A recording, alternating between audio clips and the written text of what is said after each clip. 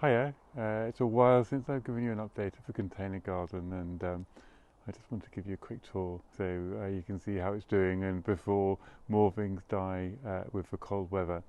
And we've had a really wet and not great year for growing, but things are getting a little bit more back to normal at the moment. So let me show you how things are getting on. I love this. This is Salt Society garlic, Tulbagia fairy star, and it's mid-October and look, it's still flowering beautiful, creating a lovely colour. Here's some parsley. This is a later, like I think it was August sowing this one and doing much better. I sowed some earlier in the year and it was just so wet. Parsley doesn't really like it when the soil gets too wet, but it's looking much healthier. This will hopefully keep going all winter now and into next year. I've got some sorrel down there. Oh, this is celery leaf. This was really slow getting going. And I actually had to start a couple of times because the first time it just hardly grew at all. But I've only got like 2 or 3 plants in here, but now it's established. It's been producing really well. It was recommended to me and I'm really pleased I tried it. And next door to it we have some flowering shoots, some Japanese flowering shoots. Quite well. And this is the first time for a while I've grown endive chicories. And again, I've been really pleased with these.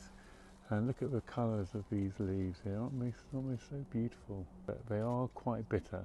But I decided, because bitter things are quite good for you, I decided I've got to get used to them. I really enjoyed growing both. Now this is the first sowings of runner beans did really badly this year because it was so wet and windy. But this later sowing, I think I sowed these in July time, but that's quite late for sowing runner beans. These are actually doing much better. I'm getting a much better crop off them, and I don't know how much longer, because we could have like frost, well we already have had a frost very close to here. I don't know how much longer they'll keep going, but anyway, it's nice to have those. And then moving down the front here, we have lots of winter greens that I've planted. So this is Mizuna. This space is north facing, so it's not amazing. And as the light levels sort of lessen and the amount of sun levels lessen as the winter goes on, things don't grow that well, but they often will survive the winter and then come back and put fresh growth in the spring. So yeah, this is Mizuna, this is Rocket. This was planted in August. You can plant it a bit later than that and sometimes it will do well. Sometimes September is a good time. Here we have more endives and chicories, which we've been eating a lot of. Been picking a lot of plants from here. They've been really great. This is a Scots lovage which is self-seeded in here. It's rather fun. Some more rocket arugula. This is my favourite orach scallions, but I don't think that this is that hardy. I think it will survive mild frost, but the colour is just so vivid. It's fantastic. But also we'll be picking that, thinning it out and picking that and eating that over the next couple of weeks or so, I guess. And this is some kale, which has been going for a long time and have been a bit reluctant to grow, but it's put on much better growth in the last few weeks. This is some chervil, which again didn't grow very well from earlier sowing, so I've re-sown that in August and it's doing a bit better now. It's a lovely herb. It's really gentle, a bit like parsley, but with a slight aniseed twist.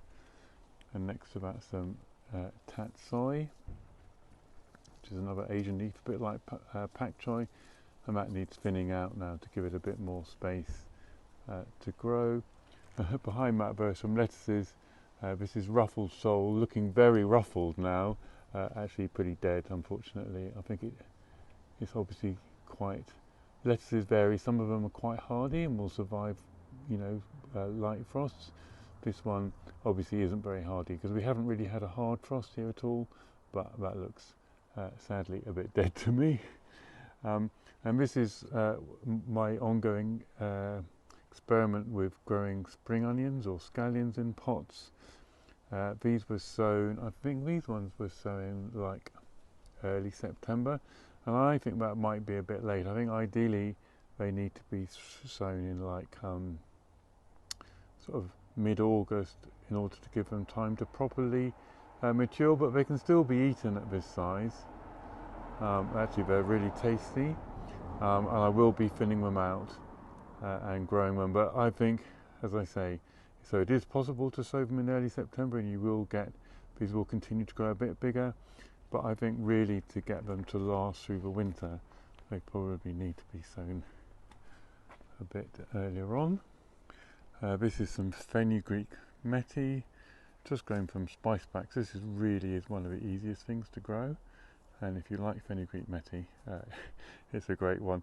Again, this goes very quickly, and this was sown, I think, in late August, early September. That one. Still got the sunflowers flowering, which is quite cool. They're actually almost too tall, really, so you can't. They're sort of above eye level, so you don't really enjoy them, but they've been flowering for months, so they've been really nice. And I've got another one here, which is even even taller. This lamb's lettuce. This has been dug up by some wildlife, which is very annoying. And look at this blueberry. Aren't those leaves amazing? They're just so beautiful. It is one of the benefits of growing. I mean, not all blueberries have leaves this vibrant colour, but isn't that fantastic? And next to that we have some garlic chives, which have been flowering for quite a few weeks. And the flowers of these are actually really, really tasty. They've got a nice crunch. You add them to salads. What we got up here? Oh, these are some spring onion scallions. I've been picking these ones for quite some time. So these ones were sown at the end of July, and yeah, they've actually grown pretty well. And so I would say maybe where I am here, end of July might be the sort of last good planting date for them. And I've got some more coriander back here. Again, I'll be thinning that out very soon.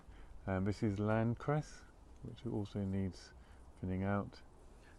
That was sown at the end of August, and I think maybe that one needed to be sown. I mean, it has been quite cold, so it's really, these sowing dates for winter stuff are quite tricky, because if you have a warm autumn, you can sow later, but if it's cold, they need to be sown a bit earlier to get properly established. So that's about it for my container garden for October. So I've been running vertical beds now for like 12 years, I think, and I've written quite a lot of things over time, including a book on container gardening, and I'm really having a bit of a think about what I can do that will be most useful for you in the coming months. Having a bit of a rethink, really, because yeah, I just want to make sure that my work continues to be as relevant and as useful as it can be. And obviously there's a lot more people out there blogging and talking about growing in containers now, which is brilliant. But I just want to make sure I add to that in the most useful way. So I want to provide what you need, so it's really helpful if you can give me your send me your thoughts.